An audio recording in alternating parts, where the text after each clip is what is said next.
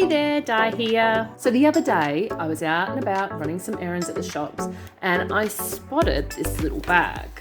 Now it's not something I would normally buy for myself as a handbag to actually use, but I think the shape of it appealed to me as something I could customize. And I'd also just passed through the kids' craft section and seen some packets of Crayola crayons and some big cog in my head clunked into place and an idea came to me. I could turn the handbag into a box of Crayola crayons. Well, not actually turn it into, but just make it look like a box of Crayola crayons. Not sure if that's a great idea, but just something I want to give a go. Now, I've seen artists customizing designer label bags on YouTube and other social media platforms, but hey, I am not an artist. I am a arty crafter at best, and there's a good chance this is going to end up looking a bit dodgy, and it would kill me to ruin an expensive bag. So I'm just going to settle for my cheapy little $9 bag from Kmart. That's $9 Australian. So I've got that. I've got the box of crayons that I'm going to use as my inspiration. Ideally, I would have liked to have used leather paint, but I don't have any, and I don't know if this is going to be a one-time project or not. And I've already got these tulip fabric paints. I don't know how well they're going to work on this, but let's give it a go anyway. Now, please excuse my computer in the background, absolutely huffing and puffing. It's a bit like me. Anytime it has to exert itself just slightly, it has a bit of a meltdown. So, I'm just looking at this handle. I didn't really take much notice of the handle when I brought it. Yeah, I just don't know what to do with it. I could paint this part of the strap and I'll decide whether I want to keep that on or not.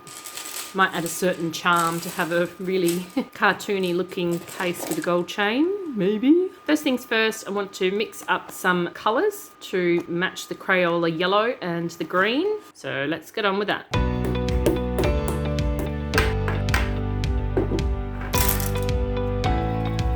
Bring in the victim. Here we go. Seems reasonably opaque. I mean, it's going to take a couple of coats. You've really got to push the paint in there to get into the cracks and crevices, but I think we're going to go okay. Now, how's that going?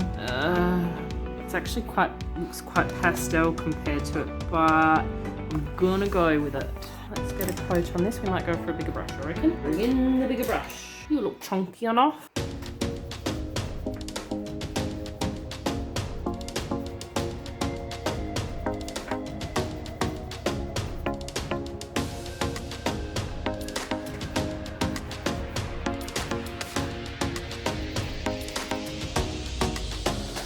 Okay, I am noticing, and I don't know if you guys can see it, the paint is starting to pull away from the bag. It's not adhering, but I'm hoping, because it's only minor and it seems to be mainly in the cracks and the crevices, paint just doesn't like cracks. So I'm hoping a couple of coats will solve the problem though. Time will tell.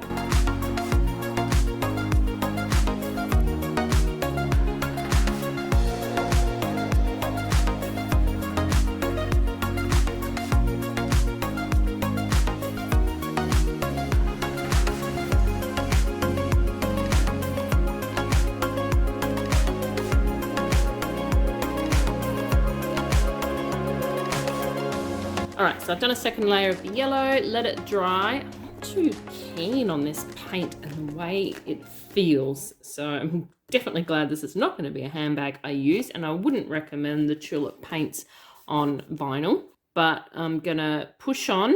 I think maybe acrylics would have been better, but I was just worried that it would peel and chip off and crack. I know the fabric paint has flexibility in it, but it's not like I'm going to be using it that often. Anyway, we'll carry on with the tulip fabric paint. What I've done, I've already gone on the bottom. I just wanted to do a little bit of testing with the washi tape because I was going to tape up the lines.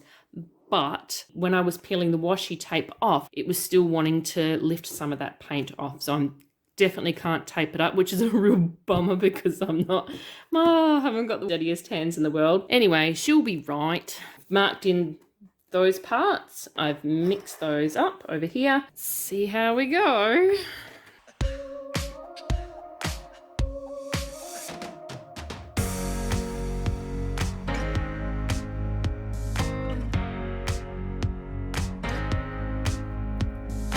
Not perfect, but not too bad. Good enough that I'll carry on.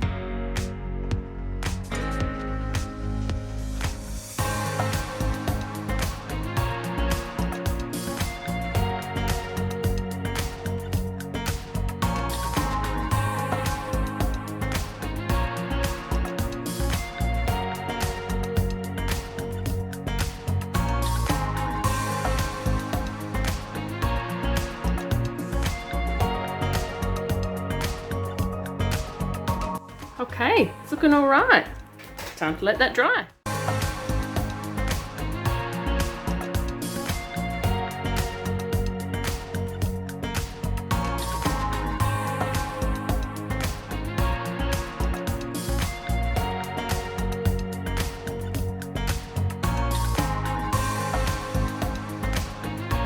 Now, I really wanted the placement, shape and size of the crayon printed bit to be as exact as I could get it. And my skills just were not up to the challenge.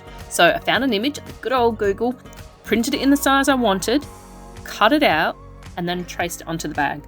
Then using a ruler and again the picture, I sketched and traced in the crayons themselves. This was not an easy task as the cracks. Wow, how many times have I said crack in this video? I promise, I'm not obsessed with cracks. Anyway, the crevices from the pattern on the vinyl made doing the details a little tricky. Oh, by the way, have you noticed the yellow has changed? The colours in the pack of the tulip paints just were not cutting it. And that pastel yellow did not look like Crayola yellow, and I thought it was important to get it right. So in the end, I added some of my other acrylic paints to the fabric paint, and cooked up a concoction that I think sells the whole look much better and makes it look more like a pack of Crayola crayons. I really want the Crayola logo to look accurate, so again I print and trace an image. Problem is the method I use leaves a lot of lead pencil residue on the bag. This means I have to do a lot of cleaning and touching up along with all the other mistakes I need to cover up and hide.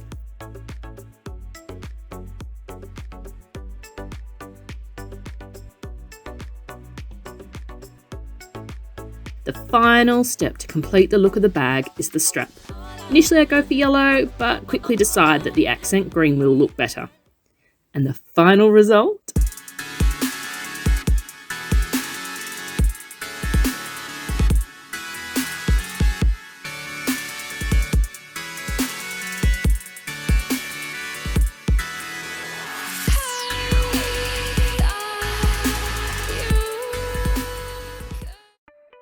Regardless of the flaws, the wonky looking crayons, the less than accurate colours and the simplistic version lacking any great detail, I'm happy with it. Really truly happy. For some unknown reason, this little bag that looks like a packet of Crayola crayons brings me joy. And that's kind of the point, isn't it? That's why I do craft projects and why I love sharing them here, in the hopes that they may bring you joy too. And just maybe a little bit of creative inspiration of your own. Thanks for watching. I'll catch you around.